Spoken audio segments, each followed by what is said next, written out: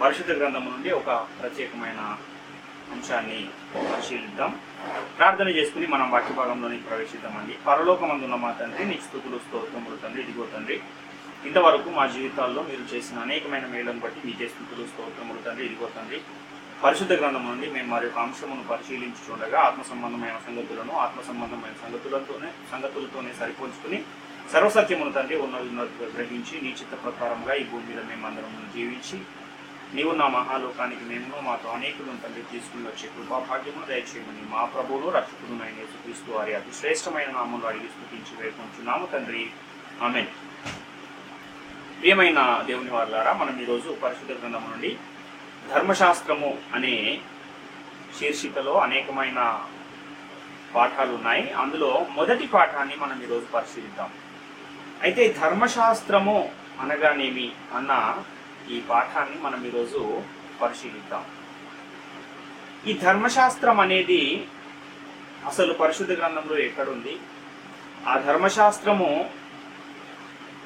ఎవరిచ్చారు, ఎవరికి ఇచ్చారు, ఎందుకు ఇచ్చారు? ఇలాంటి విషయాలన్నీ కూడా మనము ఈరోజు ఇంట్రడక్షన్ క్లాస్గా కొన్ని విషయాలు ఎంతవరకు అయితే అంతవరకు ఈరోజు పరిశీలన చేసే ప్రయత్నం చేద్దాం.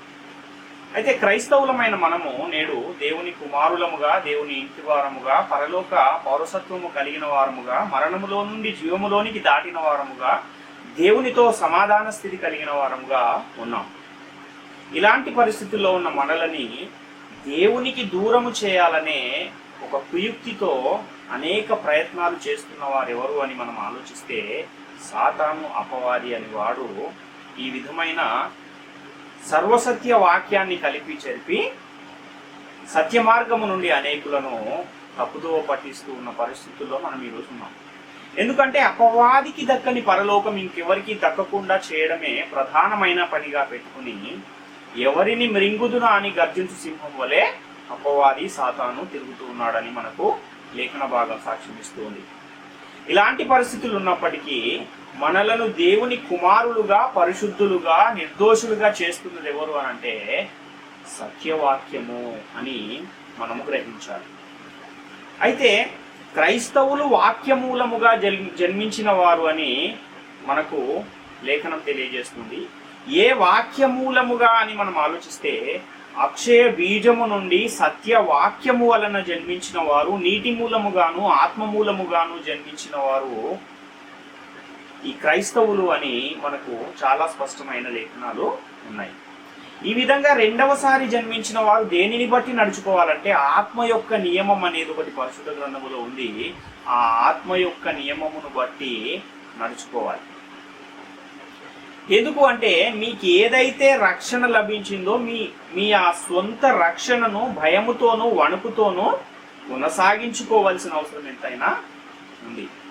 ఈ కొనసాగించుకునే విషయంలోనే మనము ఈ మహిమను పొందుకోవడానికి కానీ, ఆ మహిమను కొనసాగించుకోవడానికి కానీ, ఆ మహిమను మనం స్వతంత్రించుకోవడానికి కానీ ముఖ్యమైన కారణం ఏంటి అని అంటే, ప్రధాన పాత్ర వహిస్తున్నది ఏంటి అని మనం ఆలోచిస్తే సత్యవాక్యము, మనకి ఇవ్వబడిన వాక్యము అన్న విషయాన్ని మనం గ్రహించాలి. అయితే అపవాది మొదటి నుంచి చేస్తున్న మోసం ఏంటి అని మనం ఆలోచిస్తే దేవుని వాక్యాన్నే చూపిస్తూ దేవుని చిత్తాన్ని మనం నెరవేర్చకుండా మనలను తప్పుదారి పట్టించటమే అపవాది యొక్క ప్రాముఖ్యమైన కార్యం. కాబట్టి ఆసక్తి కలిగే ఉండండి, మీరందరూ భక్తి కలిగే ఉండండి, దేవుడు దేవుడు అనండి, కానీ దేవుని చిత్తమేదో మీరు తెలుసుకోకూడదు, దాన్ని అనుసరించకూడదు అనేది అపవాది యొక్క కుయుక్తి. మొదటి నుండి ఆదాము సృజింపబడినప్పటి నుంచి కూడా మనం ఆలోచిస్తే ఇప్పటి వరకు కూడా ఈ సాతాను తన కార్యాన్ని జరిగిస్తున్నాడు. సత్యవాక్యాన్ని కలిపి చెరిపి అనేకులను మోసగిస్తున్నాడు. ఎందుకంటే దేవుని పిల్లలమైన మనము దేవునికి కాకుండా చేయటమే అపవాది ప్రధానమైన పనిగా పెట్టుకున్నారు. కాబట్టి మనము చేయవలసింది ఏంటంటే మన దగ్గర ఏదైతే సత్యవాక్యం ఉందో ఆ వాక్యాన్ని సరిగా విభజించి తెలుసుకోవాలి. లేకపోతే అపవాది చేత మోసపోయే ప్రమాదము ఉంది.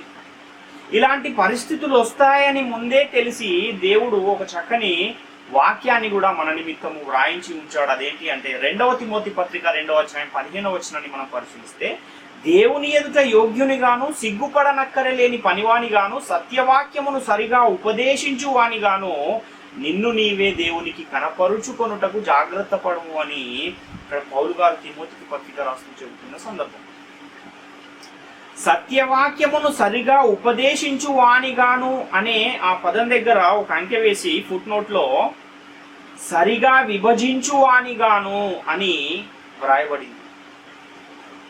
కాబట్టి వాక్యాన్ని సరిగా విభజించి దాన్ని బోధిస్తేనే తప్ప ఆ సత్యం అనేది అర్థమయ్యే అవకాశం లేని పరిస్థితుల్లో మనం ఈరోజు ఉన్నాం. కాబట్టి ఆ విభజించి ఉపదేశించబడిన ఆ వాక్యాన్ని విని రక్షణ పొందుకున్న మనం ఏం చేయాలంటే ఆ పొందుకున్న ఆ రక్షణను భయముతోనూ వణుకుతోనూ కొనసాగించుకొనుడి అని కూడా పౌలు గారు ఫిలిప్పీ పత్రిక 2వ అధ్యాయం 12వ వచనంలో రాస్తున్నాడు. కాబట్టి మీ సొంత రక్షణను భయముతోనూ వణుకుతోనూ కొనసాగించుకోండి అని చెబుతున్నాడంటే పొందిన రక్షణ కోల్పోయే అవకాశం కూడా ఉందా అనంటే ఉంది అని మనకు అర్థమవుతుంది. అంటే కోల్పోయే అవకాశం ఉంది కాబట్టే ఆయన మీరు భయముతోనూ వణుకుతోనూ మీ సొంత రక్షణను కొనసాగించుకొనుడి అని మనకు ఒక హెచ్చరికను పౌలు గారు చెబుతూ ఉన్నారు. కానీ అనేకులు ఒకసారి రక్షణ పొందాను కనుక ఇక నా పని అయిపోయింది, నేను పరలోకం వెళ్ళిపోతాను అని భ్రమపడుతూ ఉన్నారు. కానీ పరలోకం పొందడం అంటే అంత సులువైన విషయం మాత్రం కాదు. పౌలు గారే అందరికీ ప్రకటించిన తర్వాత నేనే భ్రష్టుడని అయిపోదునేమో అని నా శరీరమును నిలగొట్టుకుని దానిని లోపరుచుకొనుచున్నాను అంటున్నాడు. అంటే ఆయనే దేవుని చేత నడిపింపబడుతూ అనేకులను క్రీస్తు రాజ్యములో దేవుని రాజ్యములో చేర్చిన వాడు. అనేక సంఘాలను కూడా ఆయన స్థాపించిన పౌలు గారే ఈ మాట చెప్పినప్పుడు మరి మన పరిస్థితి ఏంటో కూడా మనం ఒకసారి ఆలోచన చేసుకోవాలి. ఒకసారి వెలిగింపబడి పరలోక సంబంధమైన వరమును రుచి చూచి రాబో యుగ సంబంధమైన శక్తుల ప్రభావం అనుభవించిన తర్వాత తప్పిపోయిన వారు క్రీస్తును మరలా బాహాటముగా సిలువ వేయుచున్నారని కూడా మనకు పరిశుద్ధ గ్రంథం తెలియజేస్తుంది.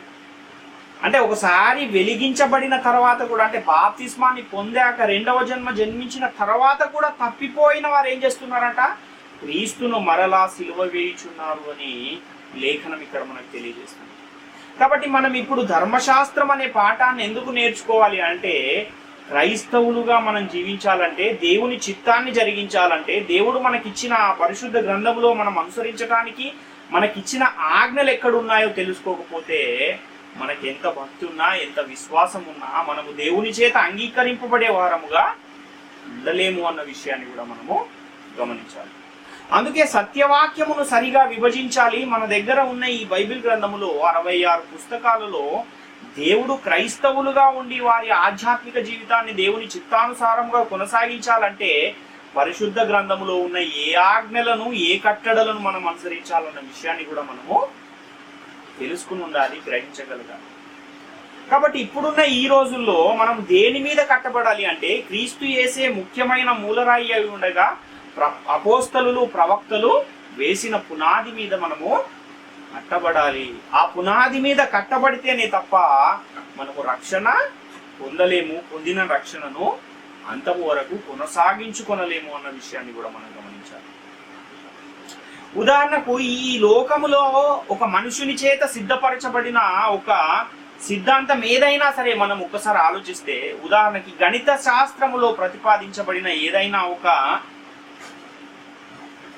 లెక్క లేదా ఒక సిద్ధాంతము దాన్ని మనం ఆలోచన చేయగలిగితే, ఇప్పుడు 2+2 ఎంత అని మనం అడిగితే అది ఏ దేశానికి వెళ్ళినా, ప్రపంచంలో ఉన్న ఏ మారుమూల గ్రామానికి వెళ్ళినా 4 అనే సమాధానం చెప్తారు. కానీ ఒక దేశంలో 4, ఇంకొక దేశంలో 6, ఇంకొక దేశంలో 8 ఈ విధంగా ఉండే అవకాశం ఉందా అంటే లేనే లేదు. అంటే ప్రాంతాన్ని బట్టి భాషను బట్టి సమాధానము మారదు, ఒకే సమాధానం ఉంటుంది అని ప్రతి ఒక్కరు కూడా దాన్ని అంగీకరించే విషయం. కానీ పరిశుద్ధ గ్రంథములో ఉన్న సిద్ధాంతాలు మాత్రం ఒక్కొక్కరికి ఒక్కొక్క విధంగా అర్థమవుతూ ఉన్నాయి, ఒక్కొక్కరికి ఒక్కొక్క విధంగా బయలుపరచబడుతూ ఉన్నాయి. కానీ ఆ విధంగా ఉందా అనంటే లేదు. మనుష్యుల ద్వారా సిద్ధపరచబడిన సిద్ధాంతమే ప్రపంచవ్యాప్తంగా ఒకటైనప్పుడు మరి దేవుని చేత సిద్ధపరచబడిన సిద్ధాంతం కూడా ఖచ్చితంగా ఒకటే ఉంటుంది అన్న విషయాన్ని మనము గమనించాలి. కాబట్టి పరిశుద్ధ గ్రంథము కూడా విశ్వాసం ఒక్కటే అని ఎఫెసీ పత్రికలో మనకు 4వ అధ్యాయం 4 నుంచి 6 వచనాల్లో చెబుతోంది. శరీరం ఒక్కటే, ఆత్మ ఒక్కటే, ఆ ప్రకారమే మీ పిలుపు విషయమై ఒకటే నిరీక్షణ ఉంటకు మీరు పిలువబడితిరి. ప్రభువు ఒక్కటే, విశ్వాసం ఒక్కటే, బాప్తిస్మం ఒక్కటే, అందరికీ తండ్రి అయిన దేవుడు ఒక్కడే, ఆయన అందరికీ పైగా ఉన్నవాడై అందరిలోనూ వ్యాపించి ఉన్నాడు. అంటే విశ్వాసం అనేది ఒక్కటే ఉంది అని చాలా ఖరాఖండిగా ఖచ్చితంగా పరిశుద్ధ గ్రంథం అయితే తెలియజేస్తుంది. కానీ ఎక్కడైనా సిద్ధాంతపరంగా ఏమైనా చర్చలు జరిగిన సందర్భాలను మనం గమనిస్తే కొన్ని గంటల తరబడి వాళ్ళు మాట్లాడి ఆ తర్వాత చివరికి ఆయన ఒక సిద్ధాంతం మీదకి రాకుండా వెళ్ళిపోయే సమయంలో ఏమంటారంటే, నీ సిద్ధాంతం నీది బ్రదర్, నా సిద్ధాంతం నాది బ్రదర్. ఈ విధంగా ఒక్కొక్కరికి ఒక్కొక్క సిద్ధాంతం ఉంటుందా అని అంటే పరిశుద్ధ గ్రంథం అయితే ఉండదు, ఒకే విశ్వాసం ఉంటుంది అని చాలా స్పష్టంగా తెలియజేస్తుంది. అంటే నీ విశ్వాసము నీది, నా విశ్వాసం నాది అని ఎందుకు అంటున్నారంటే, వారు ఆత్మ సంబంధమైన సంగతులతో సరిపోల్చుకోలేక ఈ విధమైన పరిస్థితిని నేడున్న ఈ సమాజంలో వారు సిద్ధపరిచి పెట్టేశారు. కాబట్టి శరీరం ఒక్కటే అంటే సంఘము ఒక్కటే, ఆత్మ ఒక్కడే అంటే పరిశుద్ధాత్మ ఒక్కడే, అందరికీ తండ్రి అయిన దేవుడు ఒక్కడే అంటే పరలోకమందున్న తండ్రి అయిన దేవుడు ఒక్కడే. అలాగే విశ్వాసము కూడా ఒక్కటే అనంటే పరిశుద్ధ గ్రంథములో 66 పుస్తకాలలో మీరు ఎక్కడి నుంచి ఎక్కడ చదివినా ఒకటే విశ్వాసం కనపడుతుంది, కానీ 1, 2, 3 విశ్వాసాలు లేవు అన్న విషయాన్ని మనం చాలా స్పష్టంగా గమనించాలి. మరి ఎందుకని ఇంత స్పష్టంగా వ్రాయబడి ఉన్నా అర్థం చేసుకోలేకపోతున్నారంటే, ఈ యుగ సంబంధమైన దేవత వారి మనోనేత్రములకు గుడ్డితనమును కలగజేసింది గనుకనే ఒక్కొక్కరు ఒక్కొక్క విధమైన సిద్ధాంతాలను సిద్ధపరుస్తూ నాకు దేవుడు ఇలా బయలుపరిచాడు, ఇంకొక ఆయనకు అలా బయలుపరిచాడు అని సరిపెట్టుకుని ఉన్న వాక్యాన్ని దానికి తప్పుడు అర్థాలను జోడిస్తూ ఈరోజు అనేకమైన కొత్త సిద్ధాంతాలు వచ్చేసిన పరిస్థితిని మనం చూస్తున్నాం. కొంతమంది గుడ్డివారి యొద్దకు ఒక ఏనుగుని తీసుకొచ్చి ఒక ఆయన దీన్ని మీరు ముట్టి చూసి ఇదేంటో చెప్పండి అన్నాడంట. అప్పుడు అందులో ఒక ఆయన మొదట ఆయన వెళ్ళి దాన్ని ముట్టుకుని దాన్ని చేతితో తడిమి, మొట్టమొదట ఆయన ఏం తడిమాడంటే దాని తోకను పట్టుకుని చూశాడంట. తోకను పట్టుకుని చూసి ఆయన ఏమన్నాడంటే ఇది చీపురు అన్నాడంట. ఇంకొక ఆయన వచ్చి ఆ ఏనుగు చెవిని పట్టుకుని తడిమి ఇది చాట అన్నాడంట. అలాగే ఇంకొక ఆయన కూడా వచ్చి ఏనుగు కాలును తడిమి పట్టుకుని చూసి ఇది ఒక స్తంభము అన్నాడంట. ఇంకొక ఆయన వచ్చి ఏనుగు వీపును తడిమి చూసి ఇది ఒక గోడ అన్నాడంట. అంటే ఎలా ఉంది పరిస్థితి అంటే వాళ్ళకి ఏం కనబడట్లేదు కాబట్టి తడిమి చూసి స్పర్శ జ్ఞానంతో వాళ్ళు ఒకే వస్తువును నలుగురు చూసి 4 రకాలుగా దాన్ని అర్థం చేసుకున్న పరిస్థితిని మనము చూస్తూ ఉన్నాం.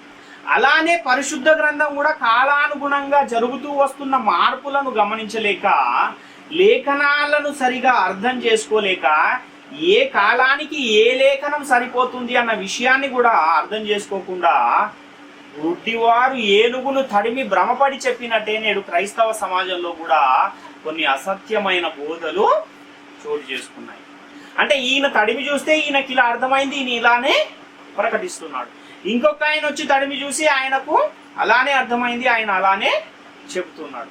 అంటే ఒకే అంశానికి సంబంధించిన 2 రకాలు 3 రకాలు 4 రకాల బోధలు ఉంటాయా అంటే ఉండవు. మరి ఎందుకు అలా జరుగుతుంది అంటే వాళ్ళు అర్థం చేసుకోవడంలో తప్పు జరిగింది, వాళ్ళ అవగాహనలో లోపం ఉంది. కాబట్టే వాళ్ళు భ్రమపడి ఈరోజు ఈ విధమైన తప్పుడు బోధలు అనేవి మనకు ఈ లోకంలో కనబడుతున్నాయి. అందుకే ప్రభువా అని పిలుచు ప్రతివాడు పరలోక రాజ్యంలో ప్రవేశింపడు గాని తండ్రి చిత్త ప్రకారము చేయువాడే ప్రవేశించును అన్నాడు. అంటే అసలు దేవుని చిత్తమేంటో ముందు తెలుసుకుంటే ఆ తర్వాత ఆ చిత్తాన్ని మనం నెరవేర్చి పరలోక రాజ్యం ప్రవేశించే అవకాశము పొందుకుంటాం. కాబట్టి ఈ ధర్మశాస్త్రం అనే అంశాన్ని మీ ముందుకు ఎందుకు తెస్తున్నాము అని అంటే, అసలు ఈ ధర్మశాస్త్రం అనేది పరిశుద్ధ గ్రంథంలో ఎక్కడుంది, అది ఈ ధర్మశాస్త్రానికి ఇంకా వేరే ఏమైనా పేర్లు ఉన్నాయా, ఏ ఏ పేర్లతో ఈ ధర్మశాస్త్రాన్ని పిలుస్తారు, ఇంకా ముందు ముందు తరగతులలో ఈ ధర్మశాస్త్రము ఎప్పుడు నియమించబడింది, ఎవరి చేత నియమించబడింది, ఇలాంటి అనేకమైన విషయాలను మనము ముందు ముందు రాబోయే తరగతుల్లో పరిశీలించే ప్రయత్నం చేద్దాం. కానీ ఈ ధర్మశాస్త్రము అనే ఈ అంశాన్ని మీ ముందుకు ఎందుకు తెస్తున్నామంటే, ఎవరినో విమర్శించడానికో ఎవరినో తప్పు పట్టుకోవడానికో ఈ విషయం మీ ముందుకు తీసుకురావట్లేదు. కానీ పరిశుద్ధ గ్రంథం అసలు ఏం చెబుతుంది, ఈ ధర్మశాస్త్రం విషయాన్ని గురించి పరిశుద్ధ గ్రంథం ఏం చెబుతుంది అనే విషయాన్ని తెలియజేయడానికి మాత్రమే ఈ అంశాన్ని మీ ముందుకు తీసుకురావడం జరుగుతుంది, గమనించాలి. కాబట్టి ఈ పరిశుద్ధ గ్రంథములో మొత్తము ఎన్ని పుస్తకాలు ఉన్నాయి అని మనం ఆలోచన చేయగలిగితే 66 పుస్తకాలు కలిగి ఉన్న బైబిల్ గ్రంథము మనము చూస్తున్న పరిశుద్ధ గ్రంథములో ఉన్నాయి. 66 పుస్తకాలు ఉన్నాయి. ఈ 66 పుస్తకాలు కలిగి ఉన్న ఈ గ్రంథం ఎవరి యొద్ద ఉంది నేటి కాలంలో అంటే, క్రైస్తవులమైన మన యొద్ద ఉంది. కాబట్టి ఈ 66 పుస్తకాలు కలిగి ఉన్న పరిశుద్ధ గ్రంథంలో క్రైస్తవులమైన మనము అనుసరించవలసిన చట్టం ఎక్కడుంది, ఇది మనం తెలుసుకోవాల్సిన అవసరము చాలా ఉంది నేటి కాలంలో.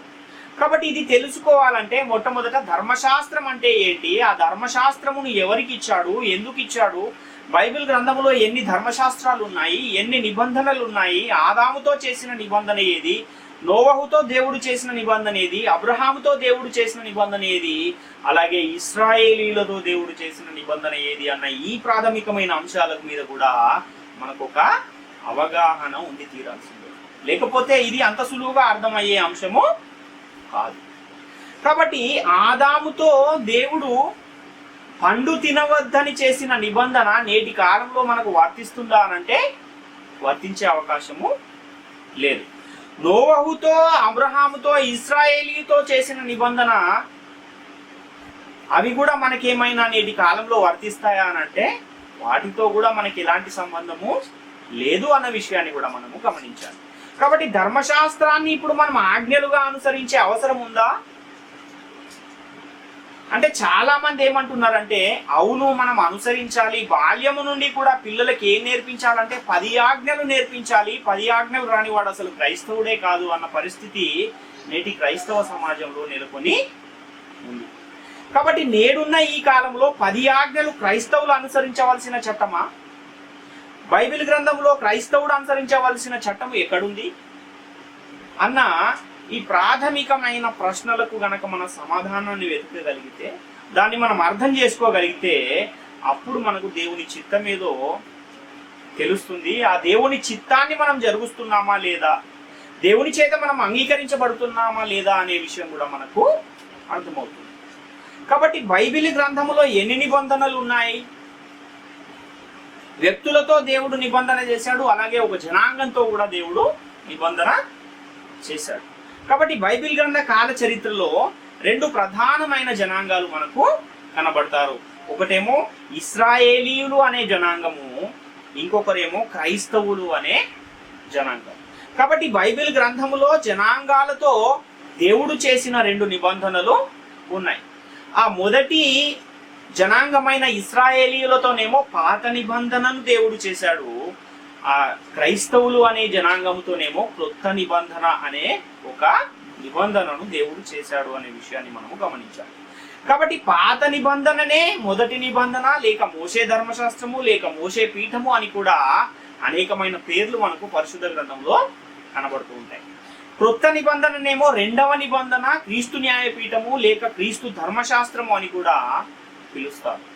కాబట్టి ఇప్పుడు మనం పరిశీలించాల్సింది ఏంటంటే, మోషే ధర్మశాస్త్రము లేక ధర్మశాస్త్రము అనే విషయాన్ని గురించి మనం పరిశీలన చేయాల్సిన అవసరం ఎంతైనా ఉంది.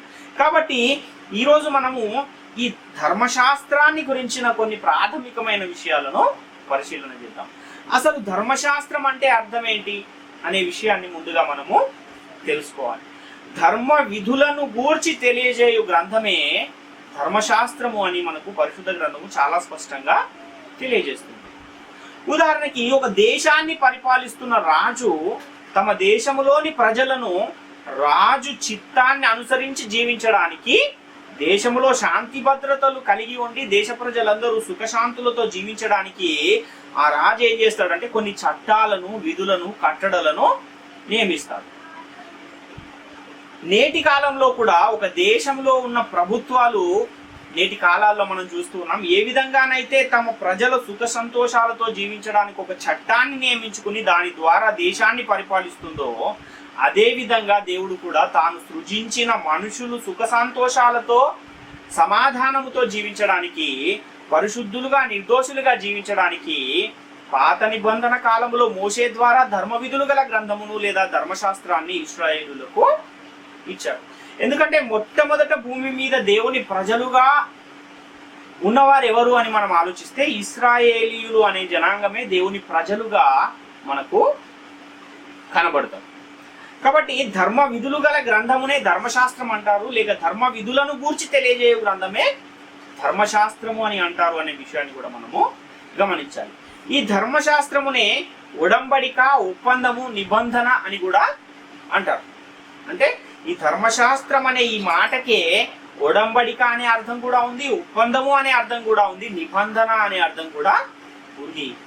కాబట్టి ఈ ధర్మశాస్త్రం అంటే ఏంటి, ఈ ధర్మశాస్త్రము అనే ఈ మాటకు పరిశుద్ధ గ్రంథం ఇచ్చే నిర్వచనం ఏమిటి అనే విషయాన్ని కూడా మనం ఒకసారి ఆలోచన చేయగలిగితే, ఇర్మియా గ్రంథము 11వ అధ్యాయం 4వ వచనంలో, ఐగుప్తు దేశములో నుండి ఆ ఇనుప కొలిమిలో నుండి నేను మీ పితరులను రప్పించిన దినమున నేను ఈ ఆజ్ఞ ఇచ్చి తిని, నేడున్నట్టుగా పాలు తేనెలు ప్రవహించు దేశమును మీ పితరులకు ఇచ్చేదనని వారితో నేను చేసిన ప్రమాణమును నేను నెరవేర్చున్నట్లు మీరు నా వాక్యము విని నేను మీకు ఆజ్ఞాపించు విధులన్నిటిని బట్టి ఈ నిబంధన వాక్యములను అనుసరించిన ఎడల మీరు నాకు జనులయ్యుందురని నేను మీకు దేవుడనై ఉందును అని ఇక్కడ దేవుడు తెలియజేస్తున్న సందర్భాన్ని మనం గమనించాలి. అంటే ఈ మీరు నా వాక్యము విని నేను మీకు ఆజ్ఞాపించు విధులన్నిటిని బట్టి ఈ నిబంధన వాక్యములను అనుసరించి నడిచిన ఎడల మీరు నాకు జనులయ్యుందురు, నేను మీకు దేవుడనయ్యుందును అంటున్నాడు.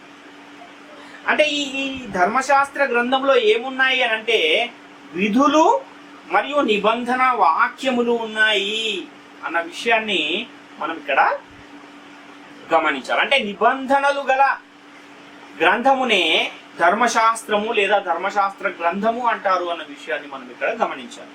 కాబట్టి ఈ నిబంధన వాక్యములను మీరు అనుసరించిన ఎడల మీరు నాకు ప్రజలయ్యుందురు, నేను మీకు దేవుడనయ్యుందును అంటున్నాడు అని అంటే ధర్మశాస్త్ర గ్రంథంలో ఏమున్నాయని మనకు అర్థమవుతుంది అని అంటే నిబంధన వాక్యాలు ఉన్నాయని మనకి ఇక్కడ అర్థమవుతుంది.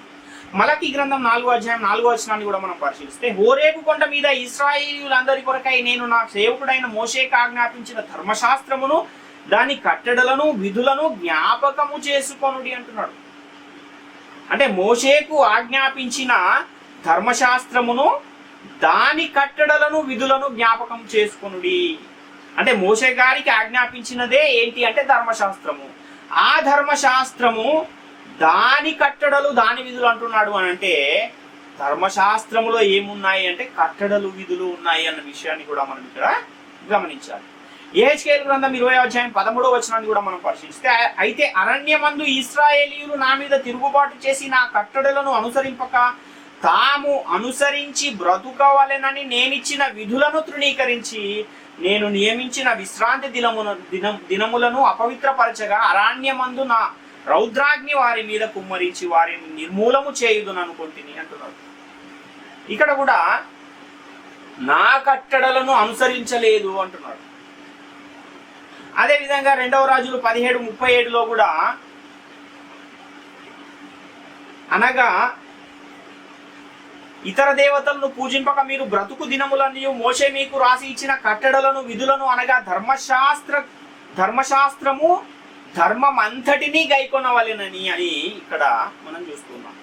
అంటే ఈ ధర్మశాస్త్రములో ఏమున్నాయి? ధర్మముంది, విధులున్నాయి, కట్టడలు ఉన్నాయి. ఎవరికి ఇవ్వబడింది ఈ ధర్మశాస్త్రం అంటే మోషే మీకు వ్రాసి ఇచ్చిన కట్టడలు విధులు అనగా ఏంటి ధర్మశాస్త్రము అని ఇక్కడ చాలా స్పష్టంగా తెలియజేయబడుతుంది. అదేవిధంగా ఈ ధర్మశాస్త్రం అంటే కట్టడలు, విధులు, ఆజ్ఞలు మరియు నిబంధన వాక్యములు అని ఇంకా అనేకమైన లేఖనాలు మనకు ఉన్నాయి. 2వ దిన వృత్తాంతాలు 33:8లో, యెహెజ్కేలు 20:21లో, ఎజ్రా 7:10లోను, ఎజ్రా గ్రంథము 7:25లోను, నెహెమ్యా గ్రంథము 9:13లోను, అదేవిధంగా ద్వితీయోపదేశ కాండము 30వ అధ్యాయం 15-16 వచనాల్లోను, ద్వితీయోపదేశ కాండం 6వ అధ్యాయం 2వ వచనంలోను, ఇంకా ఇవే కాక అనేకమైన లేఖనాలు ధర్మశాస్త్రమును గూర్చి, కట్టడలను గూర్చి, విధులను గూర్చి వ్రాయబడిన లేఖనాలు చాలా ఉన్నాయి. అంటే మోషే గారికి దేవుడు ఏదైతే ఆజ్ఞాపించాడో దాన్నే ధర్మశాస్త్రం అంటున్నాం. ఆ ధర్మశాస్త్రంలోనే ఏమున్నాయంటే ధర్మం ఉంది, కట్టడలు ఉన్నాయి, విధులు ఉన్నాయి, ఆజ్ఞలు ఉన్నాయి. కాబట్టి ఈ ధర్మశాస్త్రం అంటే ఏమిటి అంటే నిబంధన వాక్యములు గల గ్రంథము, విధులు గల గ్రంథము, కట్టడలు గల గ్రంథము, ఆజ్ఞలు గల గ్రంథము అన్న విషయాన్ని మనం ఇక్కడ చాలా స్పష్టంగా గమనించాలి. కాబట్టి బైబిల్ గ్రంథంలో ప్రధానంగా 2 నిబంధనలు ఉన్నాయి అని కూడా మనకు పరిశుద్ధ గ్రంథం తెలియజేస్తుంది. ఒకటేమో పాత నిబంధన, దాన్నే మొదటి నిబంధన అని కూడా అనవచ్చు. అదేవిధంగా క్రొత్త నిబంధన లేక 2వ నిబంధన. క్రొత్త నిబంధననే 2వ నిబంధన కూడా అనొచ్చు, పాత నిబంధనని మొదటి నిబంధన అని కూడా పిలవచ్చు అని పరిశుద్ధ గ్రంథం తెలియజేస్తుంది. కాబట్టి ఆ క్రొత్త నిబంధన లేదా 2వ నిబంధన, మొదటి నిబంధన లేక పాత నిబంధన అన్న ఆలేఖనాలను కూడా మనం ఒకసారి పరిశీలన చేయగలిగితే హెబ్రీ పత్రిక 8వ అధ్యాయం 13వ వచనంలో ఆయన క్రొత్త నిబంధన అని చెప్పుట చేత మొదటిది పాతదిగా చేసి ఉన్నాడు, ఏది పాతగిలి ఉడికిపోవునో అది అదృశ్యమగుటకు సిద్ధముగా ఉన్నది అని ఇక్కడ చెప్తున్నాడు. అంటే క్రొత్త నిబంధన అనేది ఒకటి ఉంది, ఇంకొకటి మొదటి నిబంధన అని కూడా ఇంకొకటి ఉన్నది అని మనకి ఇక్కడ అర్థమవుతుంది. కాబట్టి ఈ పాతది క్రొత్తది అన్న విషయాన్ని మనం అర్థం చేసుకోవడానికి ఉదాహరణకి మన దగ్గర ఒక వాచ్ మన దగ్గర ఉందనుకోండి. చాలా రోజులు దీన్ని వాడాం కదా అని మనం ఏం చేసామంటే ఇంకొక వాచ్ని కొనుక్కున్నాం. అప్పుడు ఆ కొనుక్కున్న వాచ్ వచ్చిన తర్వాత మన దగ్గర ముందున్న వాచ్ ఏమవుతుంది అంటే అది పాతది అని అంటాం. అంటే క్రొత్తది రాకపోతే దాన్ని పాతది అంటామా అని అంటే అనం. ఈ క్రొత్తది వచ్చింది కాబట్టి అది పాతది అయ్యింది. అదేవిధంగా పాత నిబంధన అనేది దేవుడు ఇశ్రాయేలీలకు ఇచ్చాడు, మరలా ఇంకొక క్రొత్త నిబంధన వచ్చింది కనుక అది పాతదయ్యింది అన్న విషయాన్ని మనము గమనించాలి. దాన్నే ఆ పాత నిబంధననే మొదటి నిబంధన అని కూడా అంటారు. అదేవిధంగా ఈ క్రొత్త నిబంధనను 2వ నిబంధన అని కూడా అంటారు అన్న విషయాన్ని మనం 2వ కొరింథీ పత్రిక 3వ అధ్యాయం 14వ వచనంలో మరియు వారి మనసులు కఠినములాయను కనుక నేటి వరకును పాత నిబంధన చదవబడినప్పుడు అది క్రీస్తునందు కొట్టివేయబడనని వారికి తేటపరచబడక ఆ ముసుగే నిలిచి ఉన్నది అంటున్నాడు. ఇక్కడ కూడా పాత నిబంధన అని వ్రాయబడిన ఈ లేఖనాన్ని మనం చూస్తున్నాం. అదేవిధంగా మత్తయి సువార్త 9వ అధ్యాయం 16-17 వచనాలు కూడా మనం పరిశీలిస్తే ఎవడును పాత బట్టకు క్రొత్త బట్ట మాసిక వేసిన ఎడల ఆ మాసిక బట్టను వెలతిపరచును, చినుగు మరీ ఎక్కువగును, మరియు పాత తిత్తులలో క్రొత్త ద్రాక్షారసమును పోసిన ఎడల తిత్తులు పగిలి ద్రాక్షారసము కారిపోవును, తిత్తులు పాడగును. అయితే క్రొత్త ద్రాక్షారసము క్రొత్త తిత్తులలోనే పోయిదురు, అది అప్పుడు ఆ రెండును చెడిపోకయుండునని చెప్పాను. ఇక్కడ ఈ పాత బట్ట క్రొత్త బట్ట, అదేవిధంగా ఈ పాత ద్రాక్షారసము క్రొత్త ద్రాక్షారసము అని ఈ ద్రాక్షారసముతో పాత నిబంధనను క్రొత్త నిబంధనను పోలుస్తూ చెబుతున్న ఈ సందర్భాన్ని మనం ఇక్కడ చూస్తున్నాం. అదేవిధంగా పాత బట్ట క్రొత్త బట్టను కూడా క్రొత్త నిబంధన పాత నిబంధనలతో పోల్చి చెబుతున్న ఈ సందర్భాన్ని మనం ఇక్కడ చూస్తున్నాం. అదేవిధంగా ఈ మొదటి నిబంధన, 2వ నిబంధన, అదేవిధంగా పాత నిబంధన, క్రొత్త నిబంధన అన్న విషయాలు ఇంకా అనేకమైన లేఖనాలు మనకు ఉన్నాయి. 1 కొరింథీ 5వ అధ్యాయం 7-8లోను, హెబ్రీలోకి రాసిన పత్రిక 8వ అధ్యాయం 7వ వచనము, ఏలయనగా మొదటి నిబంధన లోపము లేనిదైతే 2వ దానికి అవకాశం ఉండనేరదు అంటున్నాడు. మొదటిది 2వది. అదేవిధంగా హెబ్రీ 9:1లోను మొదటి నిబంధనకైతే సేవా నియమములను ఈ లోక సంబంధమైన పరిశుద్ధ స్థలమును ఉండెను అంటున్నాడు. ఈ విధంగా హెబ్రీ 9:15లోను, హెబ్రీ 9:18లోను, హెబ్రీ పత్రిక 10వ అధ్యాయం 9వ వచనంలోను, ఇంకా హెబ్రీ 8:8లోను, 2 కొరింథీ 3వ అధ్యాయం 6వ వచనంలోను, హెబ్రీ పత్రిక 8వ అధ్యాయం 13వ వచనంలోను, హెబ్రీ పత్రిక 12వ అధ్యాయం 24వ వచనంలోను, హెబ్రీ పత్రిక 9వ అధ్యాయం 15వ వచనంలోను, ఇంకా అనేకమైన లేఖనాలు మొదటి నిబంధన, రెండవ నిబంధన, పాత నిబంధన, కొత్త నిబంధన అనే అనేకమైన లేఖనాలు మనకు కనబడుతున్నాయి. కాబట్టి బైబిల్ గ్రంథంలో 2 నిబంధనలు ఉన్నాయని మనకు చాలా స్పష్టంగా లేఖనాధారాలతో అర్థమవుతుంది. కాబట్టి బైబిల్ గ్రంథంలో ధర్మశాస్త్రం అని, పాత నిబంధన అని, మొదటి నిబంధన అని కూడా వ్రాయబడి ఉంది. ఇంతకీ ధర్మశాస్త్రం అని వేటిని అంటారు అనే దాన్ని కూడా మనం ఒకసారి ఆలోచించాలి. అంటే బైబిల్ తెరవగానే మనకు పాత నిబంధన అని మొట్టమొదట పేజీ ఓపెన్ చేయగానే పాత నిబంధన అని మనకు కనబడుతుంది. అదేవిధంగా ఒక 39 పుస్తకాలు అయిపోయిన తర్వాత క్రొత్త నిబంధన అని మనకు కనబడుతుంది. అంటే పాత నిబంధన అని వ్రాయబడిన భాగంలోనేమో మనకు ఒక 39 పుస్తకాలు కనబడుతూ ఉన్నాయి. క్రొత్త నిబంధన అని వ్రాయబడిన భాగంలోనేమో 27 పుస్తకాలు మనకు కనబడుతున్నాయి. కాబట్టి ఈ 39 పుస్తకాలు కలిగిన పాత నిబంధన అని వ్రాయబడిన భాగమంతా పాత నిబంధనేనా అనే విషయాన్ని కూడా మనం ఒకసారి పరిశీలించాలి. పాత నిబంధన లేక ధర్మశాస్త్రమును దేవుడు ఎవరి ద్వారా ఇచ్చాడని మనం నేర్చుకున్నామంటే మోషే ద్వారా ఇశ్రాయేలీయులకు ఇచ్చాడని మనము నేర్చుకున్నాం. ధర్మశాస్త్రము లేక పాత నిబంధన ఇశ్రాయేలీయులకు మోషే ద్వారా ఇవ్వబడింది అనే విషయాన్ని కూడా మనము యోహాను సువార్త 1వ అధ్యాయం 17వ వచనంలో మనకు కనబడుతుంది. ధర్మశాస్త్రం మోషే ద్వారా అనుగ్రహింపబడిన, కృపయు సత్యము యేసుక్రీస్తు ద్వారా కలిగేను అని. అదేవిధంగా రోమపత్రిక 9:4లో వీరి ఇశ్రాయేలీయులు దత్తపుత్రత్వమును, మహిమయు, నిబంధనలను, ధర్మశాస్త్ర ప్రధానములను, అర్చనాచారాదులను వీరివి అంటున్నాడు. అదేవిధంగా రోమపత్రిక 3వ అధ్యాయం 12వ వచనంలో అట్లయితే యూదునికి కలిగిన గొప్పతనమేమి, సున్నతి వలన ప్రయోజనమేమి, ప్రతి విషయమందును అధికమే, మొదటిది దేవోక్తులు యూదుల పరము చేయబడెను అని ఇక్కడ మనకు కనబడుతుంది. అంటే ధర్మశాస్త్రం అనేది మోషే ద్వారా ఇశ్రాయేలీయులకు, యూదులకు ఇవ్వబడింది అన్న విషయాన్ని మనము పరిశీలిస్తున్నాం. న్యాయాధిపతులు 3:4లోను, మొదటి రాజుల గ్రంథం 8:53లోను, రెండవ దినవృత్తాంతముల గ్రంథం 33:8లోను, ఇర్మియా గ్రంథం 11:4లోను మనకు ధర్మశాస్త్రం అనేది మోషే ద్వారా ఇశ్రాయేలీయులకు ఇవ్వబడింది అన్న విషయము మనం చాలా స్పష్టంగా గ్రహించవచ్చు. కాబట్టి క్రైస్తవ సమాజం అంతా పాత నిబంధన అంటే 39 పుస్తకాలని, క్రొత్త నిబంధన అంటే 27 పుస్తకాలని అనుకుంటున్నారు. కానీ పరిశుద్ధ గ్రంథము పాత నిబంధన అంటే ఏమని చెబుతుంది అన్న విషయాన్ని మనం ఆలోచిస్తే, మీ పితరులను ఐగుప్తు దేశము నుండి వెలుపలికి రప్పించిన దినాన దేవుడు మోషే ద్వారా ఇచ్చిన చట్టము లేక నిబంధన పాత నిబంధన అని మనకు లేఖనాలు చాలా కనబడ్డాయి. మనం ఇది వరకు పరిశీలించాం. అంటే మోషే ద్వారా దేవుడిచ్చిన పుస్తకాలు ఎన్ని పరిశుద్ధ గ్రంథములో అని ఒకసారి మనం ఆలోచన చేయగలిగితే, పాత నిబంధన అని వ్రాయబడిన భాగంలో మోషే గారు రాసిన పుస్తకాలు 5 పుస్తకాలు. అవే మొదటి 5 కాండాలు. వాటినే పంచకాండాలు అని కూడా అంటారు.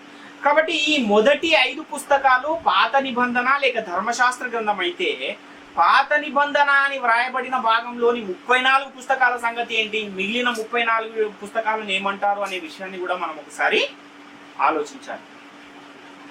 అయితే ఈ పరిశుద్ధ గ్రంథం మొట్టమొదట హెబ్రీ భాషలో వ్రాయబడి ఉంది. అంటే దేవుడు ఈ ప్రవక్తలకు అందరికీ ఆయన చెప్పినప్పుడు వాళ్ళు రాసుకున్నది ఏ భాషలో రాసుకున్నారంటే హెబ్రీ భాషలో దాన్ని రాసుకున్నారు. అయితే ఆ హెబ్రీ భాషలో రాసుకున్న ఆ పరిశుద్ధ గ్రంథాన్ని 3వ శతాబ్దంలో ఏం చేశారంటే గ్రీకు భాషలోనికి తర్జుమా చేశారు. ఆ గ్రీకు భాషలోనికి తర్జుమా చేసేటప్పుడు ఈ ధర్మశాస్త్ర గ్రంథము అనే ఒకే పుస్తకంగా ఈ 5 కాండాలు కూడా ఉండేవి. అంటే మొట్టమొదట ఈ ఆది కాండము, నిర్గమకాండము, లేవియ కాండము, సంఖ్యాకాండము, ద్వితీయోపదేశ కాండం అని ఇవి వేరువేరుగా లేవు. కానీ వీళ్ళు తర్జుమా చేసే సమయంలో అలెగ్జాండ్రియా అనే పట్టణంలో, ఐగుప్తు దేశంలో ఉన్న అలెగ్జాండ్రియా అనే పట్టణంలో 3వ శతాబ్దములో ఒక 70 మంది పండితులందరూ కలిసి హెబ్రీ భాషలో ఉన్న ఆ పరిశుద్ధ గ్రంథాన్ని ఏం చేస్తూ ఉన్నారంటే గ్రీకు భాషలోనికి తర్జుమా చేస్తున్న ఆ సమయంలో మొదటి 5 పుస్తకాలు ఒకే గ్రంథముగా ఉండేది. ధర్మశాస్త్ర గ్రంథము అని దానిని పిలిచేవారు. కాబట్టి ఆ ధర్మశాస్త్ర గ్రంథముగా ఉన్న దానిని వీళ్ళు ఏం చేశారంటే చదివే వారికి సులభంగా అర్థం కావాలని ఆ ఒకటే గ్రంథంగా ఉన్న ఆ ధర్మశాస్త్ర గ్రంథాన్ని 5 పుస్తకాలుగా విడదీసి రాశారు అన్న విషయాన్ని మనం ఇక్కడ గమనించాలి. కాబట్టి ఈ 70 మంది దీనిని తర్జుమా చేశారు కాబట్టి దీన్ని ధర్మశాస్త్ర గ్రంథం అని, అదేవిధంగా సెప్టవజెంట్ అని కూడా దీనికి ఇంకొక పేరుంది అన్న విషయాన్ని మనం ఇక్కడ గమనించాలి.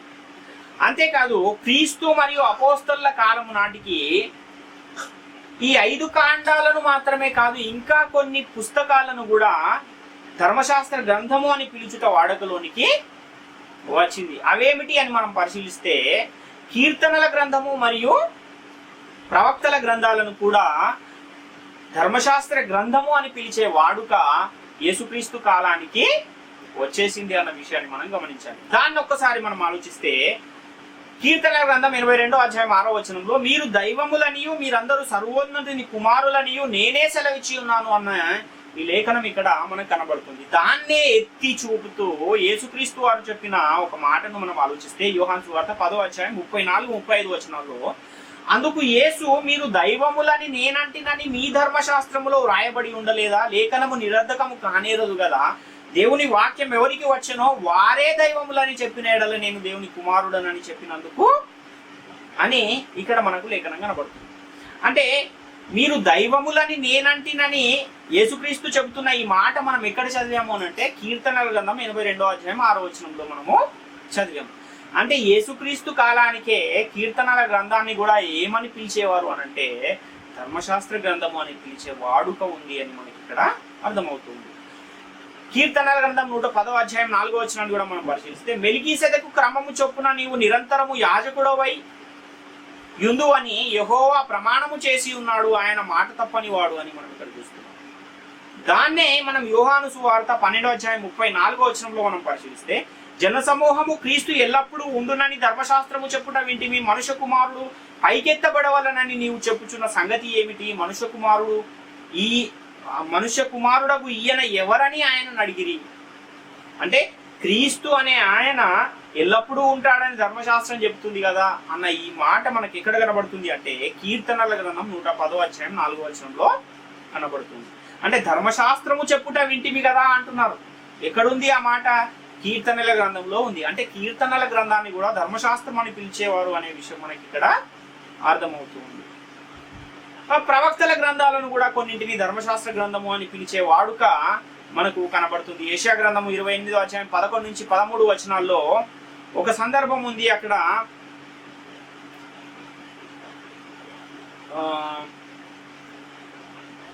నిజమే అలసిన వానికి నెమ్మది కలగజేయడి, ఇదే నెమ్మది ఇదే విశ్రాంతి అని చెప్పినవాడు నతివారి పెదవుల చేతను అన్య భాషతోనూ ఈ జనులతో మాటలాడుచున్నాడు, అయినను వారు విననులరైరి. కావున వారు వెళ్ళి వెనుకకు మొగ్గి విరగబడి చిక్కుబడి పట్టుబడినట్లు అన్న ఈ వాక్యాన్ని మనము ఎక్కడ మనం చూస్తామంటే 1 కొరింథీ పత్రిక 14వ అధ్యాయం 21వ వచనంలో అన్య భాషలు మాట్లాడు జనుల ద్వారాను పరజనుల పెదవుల ద్వారాను ఈ జనులతో మాట్లాడుదును, అప్పటికైనను వారు నా మాట వినకపోదురు అని ప్రభువు చెప్పుచున్నాడని ధర్మశాస్త్రములో రాయబడి ఉన్నది అంటున్నాడు.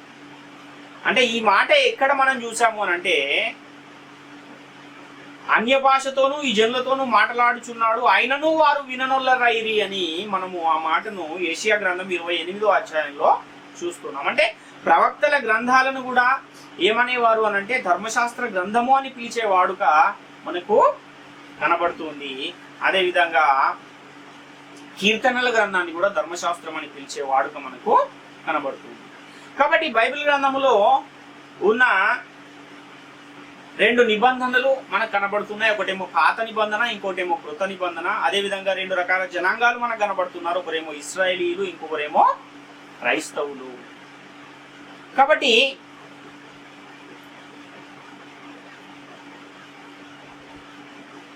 ఈ ధర్మశాస్త్రము అంటే ఏంటి అని మనం ఆలోచన చేయగలిగితే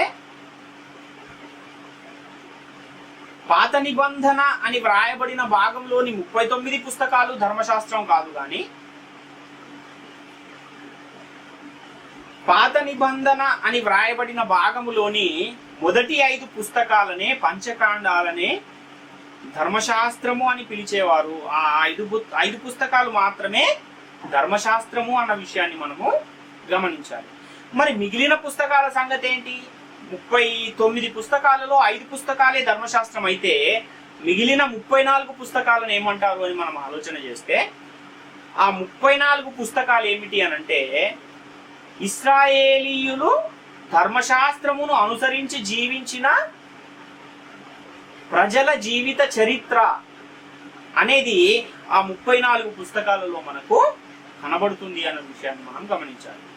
ఆ 34 మాత్రమే కాదు కానీ క్రొత్త నిబంధన అని వ్రాయబడిన భాగములోని మొదటి 4 సువార్తలు కూడా ధర్మశాస్త్రం అమల్లో ఉన్న కాలములో ఉన్న గ్రంథాలే కాబట్టి ఆ 4 కూడా అందులోనే కలిపేసి ఆ 4 పుస్తకాలను కూడా మనం ఏమనొచ్చు అనంటే ధర్మశాస్త్ర గ్రంథమును అనుసరించి జీవించిన ప్రజల జీవిత చరిత్రగా ఆ క్రొత్త నిబంధన అని వ్రాయబడి ఉన్న భాగములో ఉన్న ఆ 4 పుస్తకాలను కూడా మనము కలిపి చెప్పవచ్చు. ఎందుకంటే ధర్మశాస్త్రం ఎప్పటి వరకు అమల్లో ఉంది అనంటే యేసుక్రీస్తు శిలువయాగం వరకు కూడా అమల్లో ఉంది. యేసుక్రీస్తు శిలువయాగం ఎప్పుడు జరిగింది అంటే మొదటి 4 సువార్తలలోని చివరి అధ్యాయాలలో జరిగింది. అంటే మొదటి 4 సువార్తలలోని చివరి అధ్యాయాల వరకు కూడా ఏమి ఉంది? ధర్మశాస్త్రం అనేది అమల్లో ఉంది. అంటే అదంతా ఏ కాలము? పాత నిబంధన కాలమే. మరి క్రొత్త నిబంధన కాలం ఎప్పటి నుంచి ప్రారంభమైంది అని మనం ఆలోచిస్తే అపోస్తలుల కార్యముల గ్రంథం మొదలుకొని క్రొత్త నిబంధన కాలము, క్రొత్త నిబంధన చట్టము అనేది ప్రారంభమైంది అన్న విషయాన్ని మనము గమనించాలి. కాబట్టి ధర్మశాస్త్రము అంటే ధర్మ విధులు గల గ్రంథము, ధర్మము గల గ్రంథము, కట్టడలు గల గ్రంథము, ఆజ్ఞలు గల గ్రంథము అని మనకు చాలా స్పష్టంగా అర్థమైంది. ఆ ధర్మశాస్త్ర గ్రంథమే ఏది అని అంటే మొదటి 5 పుస్తకాలు మాత్రమే ధర్మశాస్త్రం అని కూడా మనకు చాలా స్పష్టంగా అర్థమైంది. కాబట్టి ఈ ధర్మశాస్త్రములో ఇంకా అనేకమైన విషయాలు ఉన్నాయి. వాటిని మనము రాబో తరగతులలో ముందు ఇంకా అనేకమైన విషయాలను పరిశీలించే ప్రయత్నం చేద్దాం. నేటికైతే ఇంతవరకు మనము ఈ యొక్క పాఠాన్ని మనము ఇంతవరకు నేర్చుకున్నాం కనుక వచ్చే తరగతిలో ఇంకా కొన్ని విషయాలను పరిశీలించే ప్రయత్నము చేద్దాం. కాబట్టి ఈ ధర్మశాస్త్రము అనే ఈ అంశము అర్థమైతేనే పరిశుద్ధ గ్రంథము అనేది మనకు చాలా స్పష్టంగా అర్థమవుతుంది. ఈ ధర్మశాస్త్రం అనేది ఒకవేళ అర్థం అవ్వకపోతే పరిశుద్ధ గ్రంథం అర్థమయ్యే అవకాశము లేదు. చాలా కష్టంగా మనకు కనబడుతుంది. కాబట్టి ఎవరైనా పరిశుద్ధ గ్రంథాన్ని అర్థం చేసుకుని దాన్ని చదవాలనుకుంటే మొట్టమొదట ధర్మశాస్త్రాన్ని గురించి తెలుసుకుంటేనే తప్ప ఈ ధర్మశాస్త్రాన్ని తెలుసుకుంటేనే తప్ప ఈ పరిశుద్ధ గ్రంథం అర్థం కాదు. కనుక ప్రతి ఒక్కరు కూడా ప్రాముఖ్యమైన ఈ విషయాలన్నింటినీ కూడా తప్పనిసరిగా దశల వారీగా వీటన్నింటినీ పరిశీలిస్తూ నేర్చుకుని దేవుని కృపకు పాత్రులుగా ఉండాలని మిమ్మల్ని వేడుకొనొచ్చు. ఈ నా మాటలను ముగిస్తున్నాను. అందరికీ వందనాలు.